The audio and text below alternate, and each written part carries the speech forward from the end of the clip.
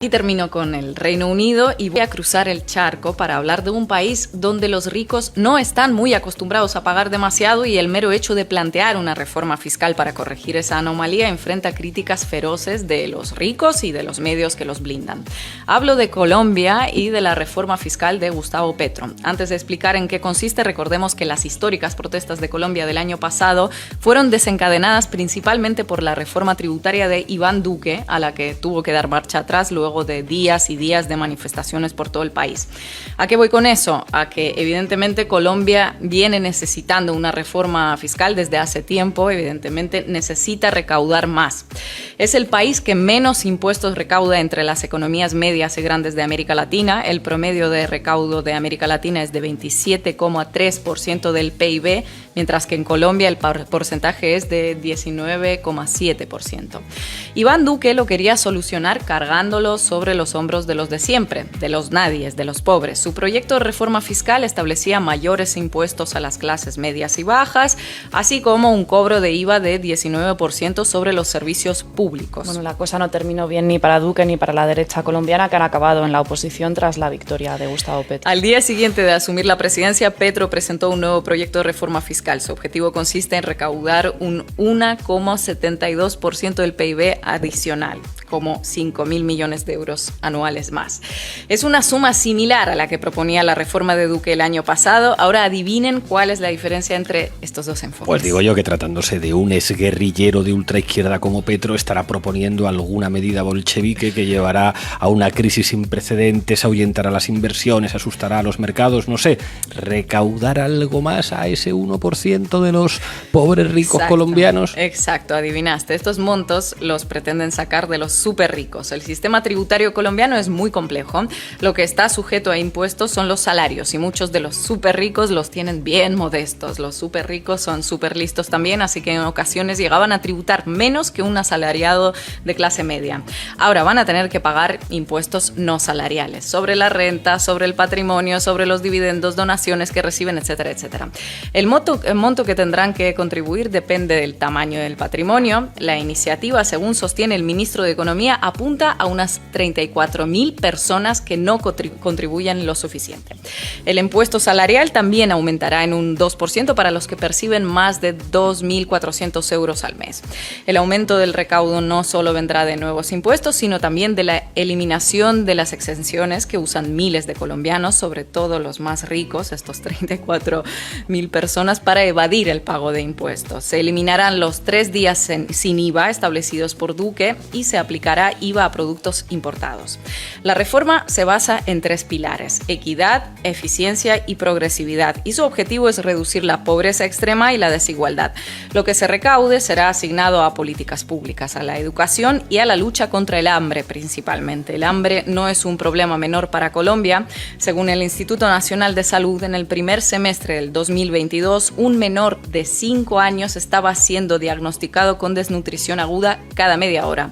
Más de 160 niños muertos en lo que va del año por desnutrición. Pues una deuda histórica, ¿no?, que tiene el Estado colombiano con su población más vulnerable. De todas formas, supongo que la prensa colombiana, con su espíritu patriótico y su profundo compromiso con el bienestar de su pueblo, habrá aplaudido esta reforma de Petro. Por supuesto, sobre todo si lees a los periodistas afines a ese 1% de los súper ricos de Colombia.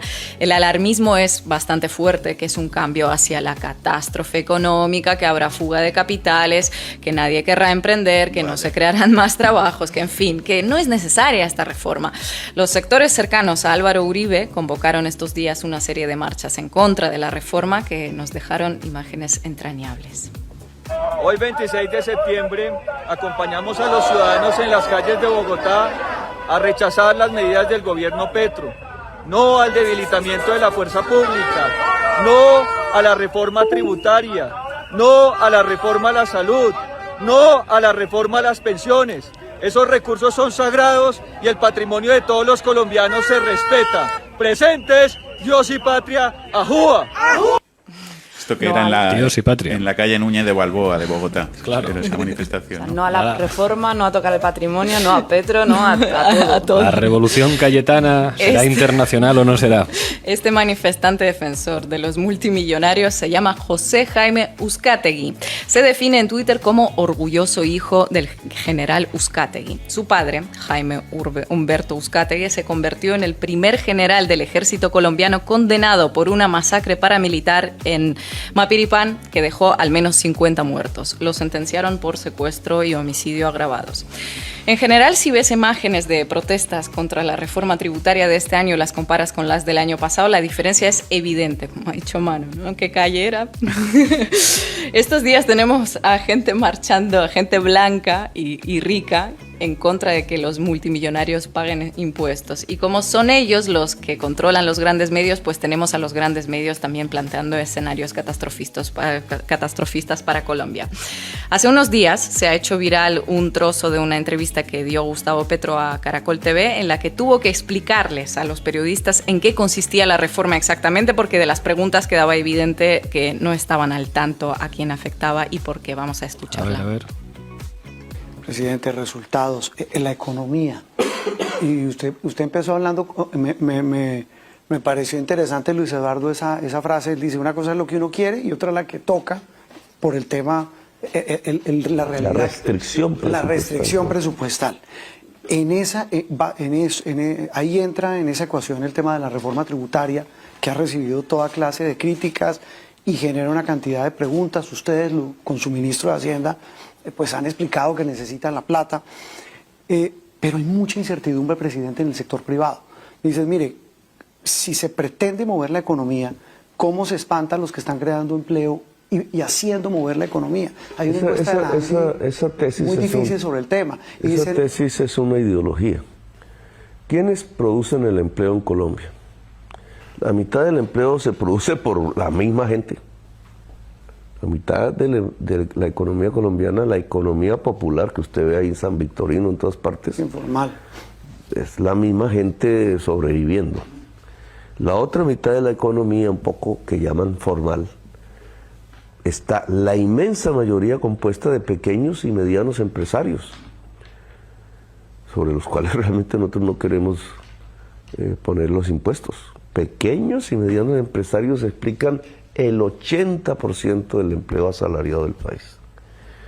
Entonces ahí no está el tema, ¿no? Es una ideología, lo que pasa es que no quieren ciertos sectores muy ricos de la sociedad colombiana que le pongan impuestos. O sea, esas pequeñas y medianas empresas no van a sufrir en la tributaria. No van a sufrir fuera de la transparencia misma, no se les sube la tasa de impuestos de renta, nada de eso. Claro, el impuesto al patrimonio va sobre los ricos, sobre los más ricos de Colombia. Acabo de leer ahí en España que se va a plantear el impuesto a las grandes fortunas, es lo mismo. En Estados Unidos es lo mismo. Es los más ricos que han amasado unas fortunas inmensas, aquí ni se hable de eso, que ya ni se la gastan ni los bisnietos. Si quisieran gastarse una fortuna diaria, ni los bisnietos se las gastan. Entonces, ¿por qué no un impuesto ahí para arreglar problemas de la gente que es más débil, más pobre?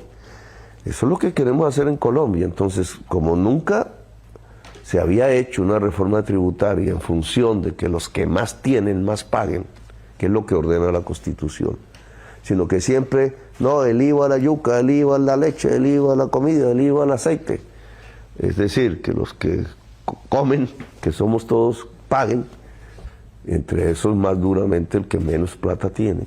Como esa era la costumbre en contra de la Constitución, entonces ahora sí, no, qué reforma tributaria tan mala, hay que hacer una marcha. No, señores, los más ricos tienen que pagar más impuestos, porque hay que lograr llevarle la comida al niño pobre y a la niña pobre. Esa es la paz. Pero esa reforma tributaria produce miedo. Uno escucha a la gente en la calle, algunos dicen, esperemos a ver qué pasa en el primer año del gobierno Petro. Otros dicen, no voy a invertir. Otros dicen, me llevo la plata para afuera. Eso pero ¿a dónde se la van a...? Eso de llevarse la plata para afuera, ¿a dónde la vayan a llevar? Aquí a Nueva York. Aquí en Nueva York se paga 2 veces más impuestos que en Bogotá. ¿A dónde se la van a llevar? A Miami. Miami está entrando en una crisis económica profunda. ¿A dónde? A Madrid. En Madrid, donde se está hablando del impuesto a las grandes fortunas, ¿a dónde se la llevan? A Surinam. Y efectivamente, allá donde quieras llevar la plata, el impuesto seguirá siendo mayor que el que tendrás que pagar en Colombia, salvo si es un paraíso fiscal. Sigue Petro en esta entrevista dando clase al periodista explicando que en el mundo actualmente hay miles de millones de personas pasando hambre y en esta crisis que estamos viviendo, Colombia no es el único país que se plantea aplicar impuestos a las grandes fortunas. Y mientras hijos de paramilitares condenados marchan en contra de esa reforma y los grandes medios les siguen la corriente, algunos de los multimillonarios colombianos sí apoyaron el proyecto. 2 personas exactamente de las 34.000 que según el ministro de Economía tiene Colombia. ¿Y quiénes son esos 2 excéntricos? Bueno, una de esas 2 personas es Jaime Gilinski, el tercer hombre más rico del país, cuyo hijo es dueño de la revista Semana. En una entrevista a El País dijo que una reforma fiscal era necesaria para Colombia. Alucinante. Otro, el banquero David Vélez, el segundo súper rico del país, dijo una cosa tan revolucionaria como que el que gana más tiene que pagar más. 2 chiflados que salen en medios como eso, como chiflados. O sea, aquí un nuevo capricho que tienen esos ricos. Apoyar la iniciativa de pagar más y disminuir la desigualdad. Ojalá hubiera más ricos chiflados. Gracias, compañera.